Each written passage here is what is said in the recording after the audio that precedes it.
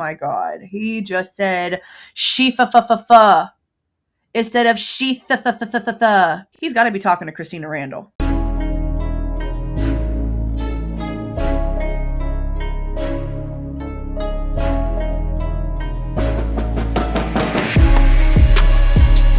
Kohberger allegedly stalked one of the victims. That's false. You knew that was false. For anybody who had never heard that before, that question is now planted into them, unqualified representation that Mr. Kohberger stalked one of the witnesses, and that's false. We do not have evidence that the defendant had direct contact with 1122 or with residents of 1122. But we can put his phone in that area. There are many residences in that area. It's a dense population of mostly college-related occupants. Everything stated in this video is my opinion and my opinion only. And just like everything else in these cases we discuss here on this channel, everything is alleged. Hey guys, this is Jules with True Crime Reactions. Right now, it's almost noon, my time, Texas time, on 1/26/26. One thing I noticed is that Howard Blum, whatever, put out an article about how prosecutors got things wrong when it comes to Bryan Kohberger. We don't give a lot of credence to stuff that Howard Blum, whatever, says because he exaggerates a lot. He also was working with Brett Norton, who is the TikToker that was speaking to Steve Goncalves shortly right after the grand jury situation took place in May of 2023. Their conversations went on over the summer for a little bit, and we're still going over those conversations because there's a lot that Steve Goncalves knew about that he was talking about way back then that we ended up finding out later was either false or put in a book that was full of false information. But he put an article out, and I wanted to go through it and see what he has to say all of a sudden because of how much we've already critiqued everything else that he's already had to say. So to be fair, let's go ahead and read what Howard Blum, whatever, thinks that the prosecution got wrong about Bryan Kohberger. He starts off talking about the ISP photo release and how a few hours later they were removed.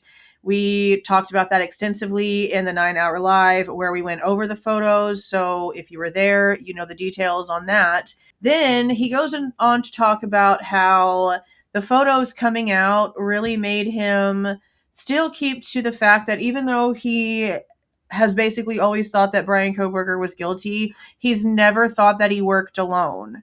And what I'm noticing from skimming over this article is that a lot of the things that he says when it comes to the timeline not really working for him and everything else is basically all the same things that we've questioned when it comes to what the state's trying to tell us, especially since the state has no working narrative.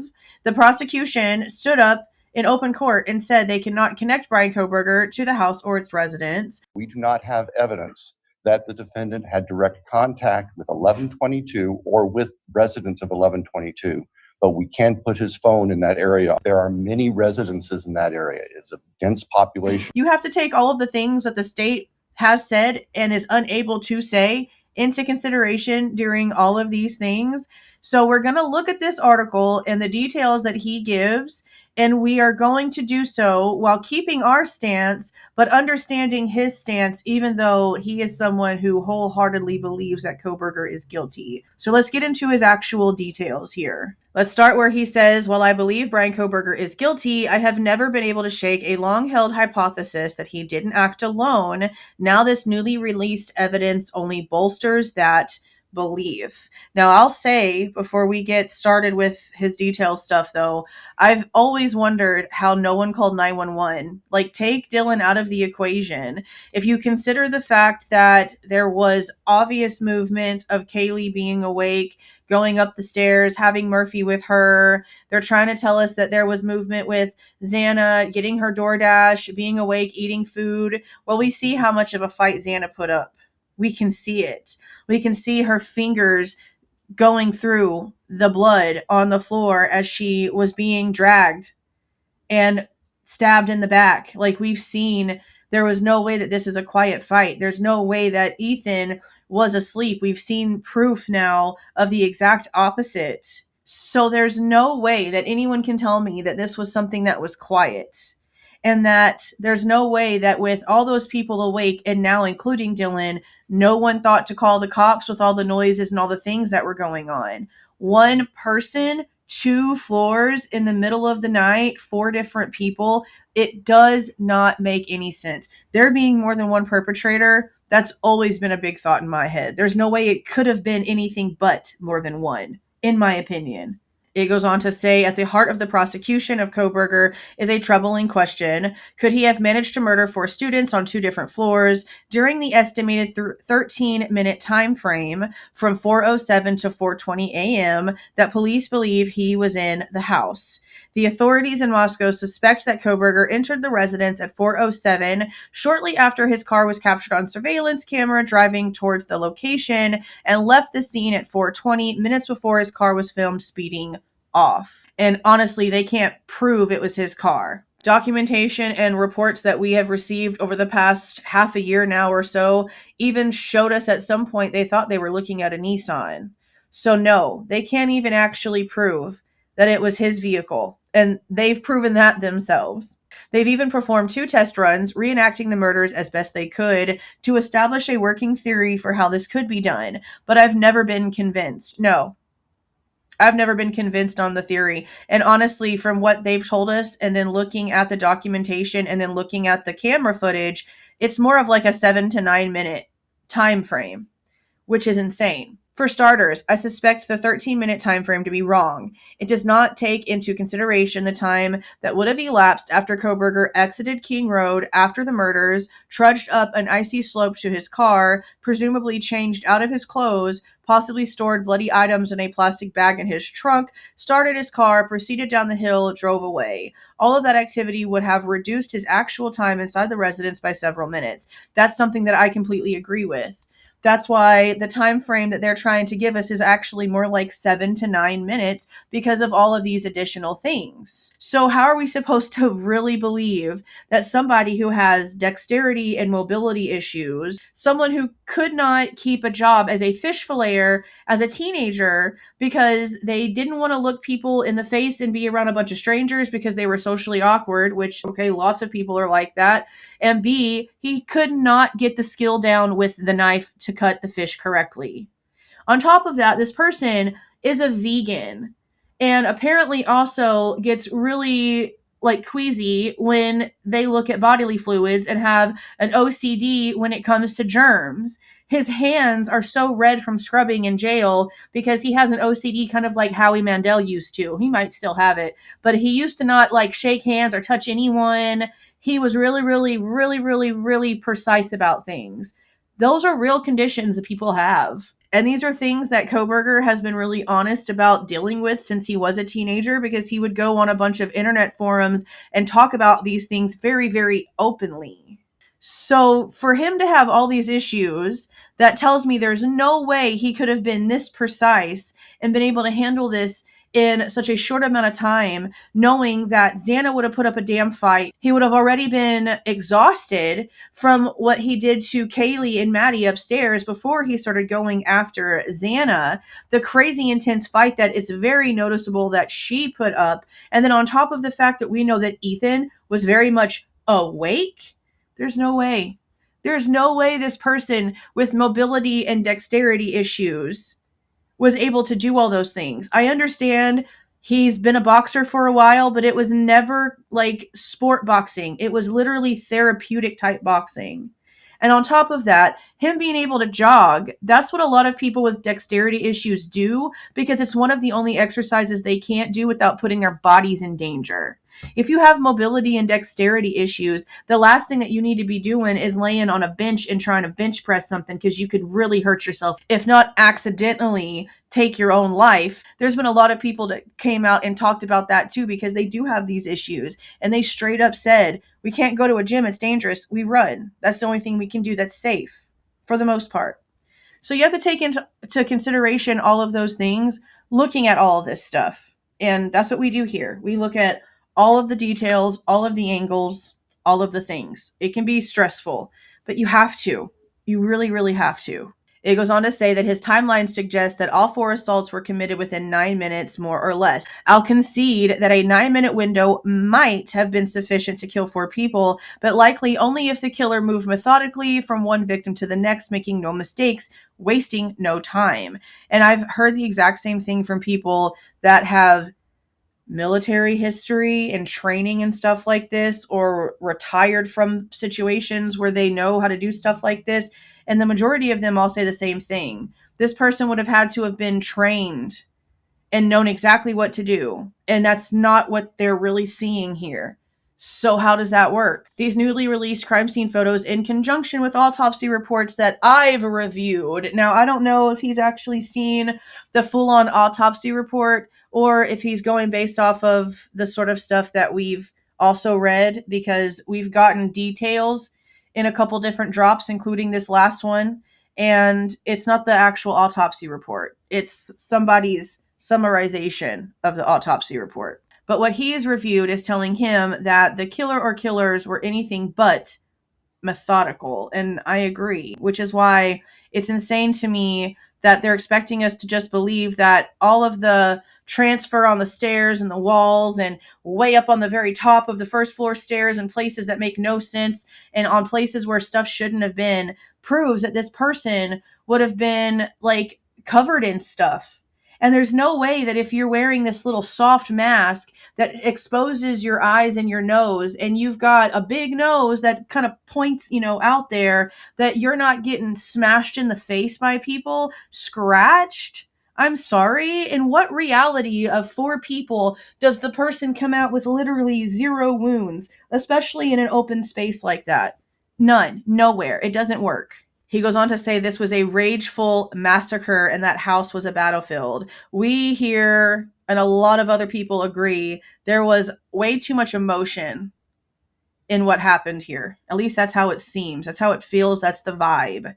Xana had over 50 wounds. Yes, from the top of her head to the back of her right calf is how I read it. She definitely fought for her life, and it wasn't quiet. It wasn't just a little bit of crying from a bathroom. Hell no, it was not.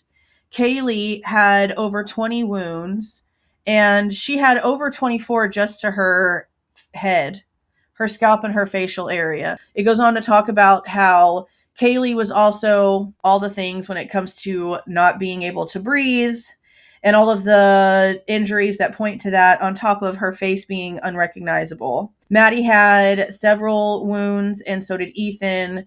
The exact count is sort of on the report summary that we got from the spatter expert, but we still, again, have not seen the actual autopsies themselves. In total, there were, I conservatively estimate, well over 100 separate knife thrusts, and there very well might have been another weapon. He's about to mention how Bill Thompson said in an interview how there were injuries that appeared to have been caused by something other than a knife, although it could have been a knife, and that they cannot exclude the possibility that there was an additional weapon, all while the defense was going to be bringing an expert in to say, hey, there was multiple weapons, especially used on Kaylee. It goes on to say, what about the DNA found on the knife sheath, also depicted in the new photos, left on the bed next to the body of Maddie Mogen? Yes, we finally got photos of the knife sheath in a forensic drop from ISP a few months back now, but we also got placement photos for the first time, something we've been begging for, and it really proved a point, because not only was it partially out and could have definitely been seen by the first people on scene if they actually walked into the room, I know for a fact that one of them checked the lividity of Maddie's leg that was sticking out, and the knife sheath was under the comforter and underneath her leg, or the upper thigh, lower back area of her leg, and sticking out of the comforter. Like, you could see it without the comforter being moved. So why the officer who checked the lividity of Maddie's leg doesn't mention the knife sheath, I don't understand that. That makes no sense to me. That only makes sense if someone put it there after the fact and that officer is not coming forward and saying, hey, hold on a minute, I was in there, I walked around, I checked Maddie's leg, this was underneath her leg, right there on the edge of the comforter, very much able to be seen by the naked eye. If I would have just been on that same spot I already was on, why didn't I see it? And if he saw it, why is it not in his report? All valid questions that somebody needs to answer. There was a speck of touch DNA belonging to Kohberger on the button snap. Now, see, that's another thing that if Howard Blum, whatever, has proof and receipts of a snap, we need to see it. He needs to be, forthcoming with his information, because we've been hearing about the snap this entire time. And then what happened, guys? What have we talked about? It's one of those Mandela effects we dug into. all of the actual forensic information comes out and nothing about a snap is taken into consideration, is noted, is written about, is pointed to, nothing. It's not the snap, S-N-A-P. Everything in the documentation is about the strap, S-T-R-A-P. Now, considering that we know that the Q1.1 was a resubmitted sample, was the resubmission the one that actually was swabbed on the snap? And that's why everyone talks about it, but there's no actual documentation for it because the strap one was the original one and there was nothing on it. I need to know, and the court should have made sure that that information was in there.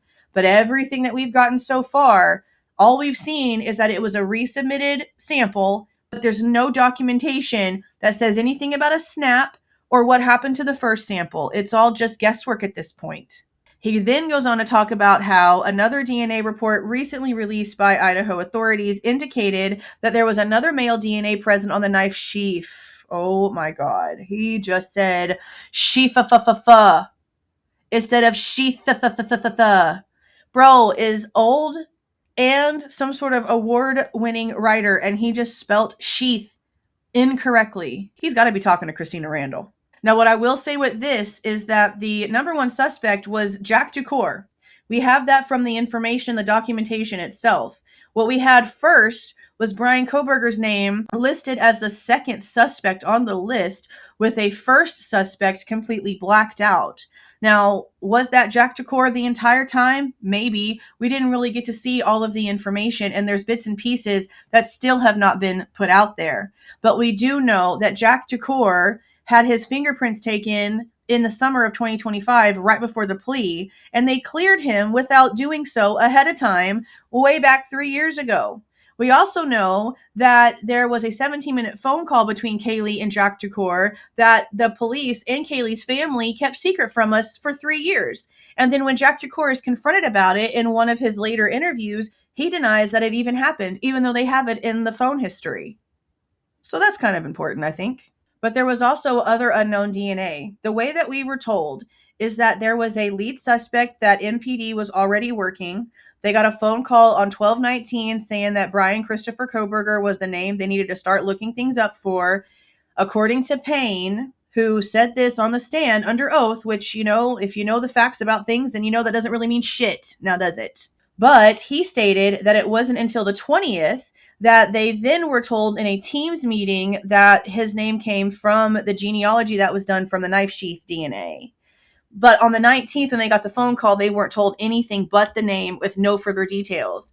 But they had a lead suspect before the 19th. They shelved that person and just focused on the one that they got from the feds. Then after they got the phone call from the feds about Bryan Kohberger, the other information about additional male DNA came back. And because the feds already had them looking at Kohberger, they just pushed that off to the side and didn't bother with that either. Yeah, such a great and thorough investigation, huh? So then Howard Blum, whatever, is saying, whose DNA? What's the motive? Yeah, all of those are questions that we have, and the state never bothered. They never bothered asking any questions to Kohberger because some federal agent 2 weeks after the case actually started told him to not even bother asking whoever ended up being the guy because it just wouldn't make any sense, so there was just no point. Yeah, that's his excuse. Prosecutor Thompson admitted to the court on the day of Kohberger's sentencing that no evidence exists tying the criminology graduate student to any of the victims before the day of the killings. There's no proof that he'd ever spoken to any of them or even followed them on social media. Well, the social media comment and the stalking stuff was debunked before they ever even left Latah County. And, you would think that the lawyers, the big law firms that are on this WSU lawsuit would know that there was no stalking. But that's like the basis of their entire lawsuit. A lie. Insane. All that can be definitively stated is that a knife sheath with Kohberger's DNA was found at the scene. Yeah, that's about it. The prosecution argued that Kohberger, intent on murder, randomly picked a house at 4 a.m, but it's not enough to put all my suspicions to rest. And again, if that's really what the narrative is from the state, then how the hell is the WSU lawsuit full of, oh, he was stalking them, oh, that Latah pullover actually means he was over there stalking them and watching them and over on King Road all these times? We know that that's not true. I don't know how they're able to just file a bunch of lies. It would have been very risky business for Kohberger, a high-achieving scholar who had pored over crime scenes and police investigations, to settle on such a target without any foreknowledge. Yeah, no, I agree with that. For him to be so smart, it would make no sense for him to have not checked out all of these things ahead of time. But they have no proof that he actually did any of that. There were 5 cars parked around 1122 King Road that night, suggesting many people inside, perhaps too many to be dealt with. Entering 1122 King Road without a specific mission fixed in his mind would be the height of recklessness, but Kohberger is calculating, not impetuous. There's just no way, especially considering, the one thing that we've mentioned before 1,000 times, the Range Rover. Kaylee's Range Rover. That thing was gotten from her on Thursday. Nothing about it was posted on social media. She drove down on Friday. Saturday night, she went out. By Sunday morning, she was gone. And I'm sorry, but when I look at that vehicle, I don't see hot, pretty blonde chick. I see a male driving that vehicle. That's just the bias that my mind has. Then you have the Jeep. You know that's a dude. Then you have the SUV behind it, most likely another dude vehicle. They all just have a sort of vibe. So you would just go in there risking that you could possibly have to fight with multiple dudes, and you just think you can do that? There's just no way there's just no freaking way. No freaking way. Okay, so here we're going into what Blum whatever's theory is now. I have not read this portion. Let's just see. My theory is that there was indeed a clear motive. It just wasn't Kohberger's own. Kohberger, in my opinion, likely had hooked up with someone who, for whatever hellish reasons, wanted at least one of the students dead. What? Eager to win over a new friend and apply his morbid book knowledge, Kohberger, I believe, tagged along. Finally, there is one last piece of unexplained evidence that has always weighed on my mind. On the night of Kohberger's apprehension at his parents' home in Pennsylvania, he was led in handcuffs to the back of a police car. Oh, he's about to put the lie in here. Before the car drove off to the state police barracks, he reportedly asked a single question: was anybody else arrested? Okay, so Bryan Kohberger is the one who came out and said this. Then he was asked to verify. Other people tried to verify, and he had to come out and say that he couldn't verify it. No one else could verify it. And then some information came out in a document from the defense that mentioned this statement after Kohberger's arrest and how it was basically false and out into the media, and it shouldn't have been, just left out there because it gave a perception of exactly what everyone thinks it is giving a perception of. Either he's being a smartass or he's being serious. It could go either way. But this was never verified. And the defense, even though they weren't there, they're claiming that it's bullshit. That's how they're putting it in the document. That's why they're putting it in the document. Now, again, they weren't there. But if they don't have any police officers that are telling them, oh, yes, he asked that question, then what else are they supposed to do other than believe that it's not true? And now remember, they're also trying to tell us they have no body cam footage of his arrest. And I've been calling bullshit about that from the very freaking beginning. So how much do you want to bet if it does ever release, because there's no way it doesn't exist, that question isn't asked? And if it is asked, then I'll owe Bryan Kohberger some sort of kudos. But he himself came out after he said it and then said he couldn't validate it himself. So we're all on the same page with it can't be validated, at the very least. At this time, his concern was attributed to the worries of a son and sibling anxious to know if any of his family had also been taken from their home in the middle of the night. When illuminated by the fresh light of the newly released evidence, a more ominous question surfaces: is there another King Road killer still out there? I know that there are a lot of different theories when it comes to these kinds of things, this specific subject that have been talked about over the last few years. I'll just go off about a few of them, but none of them I think that we've really looked into too much, because we don't really know who Kohberger had any real connections with once he moved over there. We've sort of heard about people that he was friends with before he moved over to WSU. The only person we've seen any definitive proof of is the Asian girl that he was shopping at Walmart with, that there's the break-in story about, where instead of calling the police or telling anybody of authority at WSU, she called Bryan Kohberger over, and he went and slept over at her apartment until the next morning. And it was apparently completely platonic.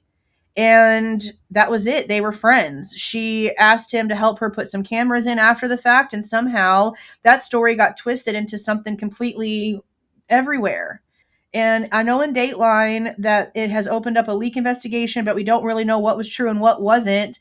But in their storyline, she apparently did have some sort of crush on him, but he just didn't see her that way, which you're allowed to not have crushes back on people. It doesn't make you a racist or a bad person or a womanizer or some sort of incel for you not to reciprocate somebody who has a crush on you. We've all been liked by people that we didn't like back. Some people also wonder, after we heard about Kohberger talking outside of his apartment to a guy with tattoos and a motorcycle, if he could have been somebody that Kohberger was doing things with. We've heard in the very beginning about Kohberger and some sort of security guard hanging out, doing things they probably shouldn't have been doing. And there maybe have been something that escalated from that situation. And we've also heard that some people believe that Kohberger and Kopacka might have been friends, but I haven't really gone down that rabbit hole because I just don't really know how to approach it with someone who is a vet who does seem to have had real mental health issues. It's something that you really do have to tiptoe around because it's a very sensitive subject. It doesn't matter if or if not there might be some sort of connection and reason. You still have to be super careful because we really just don't know. And again, from everything I've seen when it comes to Brent Kopacka, he definitely did have something mental health wise going on. But I also know there's a whole lot of really weird things surrounding what actually happened to him and how quiet the entire event was when it comes to the true crime world, watching that area, and none of us hearing anything about it until after the Indiana traffic stops of Bryan Kohberger came out, and then we hear his father mentioning it to the police officer. Until then, I didn't have a clue. No one else that I know about had a freaking clue. And then on top of that, his clothes situation, his phone situation. There's just a lot of questions around Brent Kopacka. I completely understand that, but I just don't know if there is really a connection there or not. I can't entertain something I don't have full on proof of, so I've sort of just understood where the questions have come from and then moved on because we don't have anything concrete that leads us there. It's all just assumptions based on the fact we don't have answers. But I will agree with the basis of what Howie Blum whatever is saying here. This was not a one person situation. And regardless of if you really think that Bryan Kohberger is guilty or not, I don't understand how, with all of the actual facts coming out, anyone could think this was a one person thing. People will say that he seemed like he was more of a lone wolf, and I will agree with that to a certain point. Bryan Kohberger does have a history of reaching out to other people when he needs help executing a crime. And I say that because there was a girl that he was friends with in Pennsylvania when he was really bad on H that he asked for a ride to a certain place, and she had no idea that she was taking him to pick up substances. She had no idea, and she was very upset whenever she found out. Then when it came to him taking his sister's cell phone, he called somebody with a vehicle that could come and pick him up and take him to go and sell the phone at one of those machines like at the mall. And the driver was very well aware at that point that it was because they were broke and they had no money to go and get their fix, and that's what they were about to do. So this person had no problem picking up Bryan and taking him. But I can also still sit here and say that DNA is not enough for me. The secrecy and the shadiness is screaming way too freaking loud. And the fact that this is so obvious, I mean, come on. They could not have picked a more cliche person for this to happen to. And we all know the facts here. People that are really capable of doing these kinds of things are not people that don't blend in. That's what makes them dangerous, is that you wouldn't ever think that they were capable. And it turns out they're capable of things you can't even imagine. Kohberger's too obvious. We know that he's different. We know that he is socially awkward and he's too brass when it comes to certain things. We know that he's been like this forever. We know he has autism. We know he has all these other issues. Again, it's just way too obvious for me. On top of the lack of actual evidence, the lack of motive, the lack of surveillance, the lack of planning, I'm sorry? No, it doesn't work for me. I can look at all sides and still say, this doesn't work for me. And that's okay. I'm allowed to have that opinion. I'm allowed to demand transparency and answers because we, the people, deserve that. If we are going to stand by and not ask questions to something that looks like such a blatant lie, who knows which one of us are going to be lied about next? Who knows which one of us this could be happening to? Wouldn't you want us to be just as loud if this was you? But let me know what you guys are thinking about this article down in the comments. If you like the way that I present this information and give my opinion, please don't forget to leave a like on the way out. Subscribe to the channel if you have not subscribed already. And please don't forget to make sure that that notification bell is set to all so you don't miss any of my rants, reviews, reactions, updates, or deep dives. See y'all.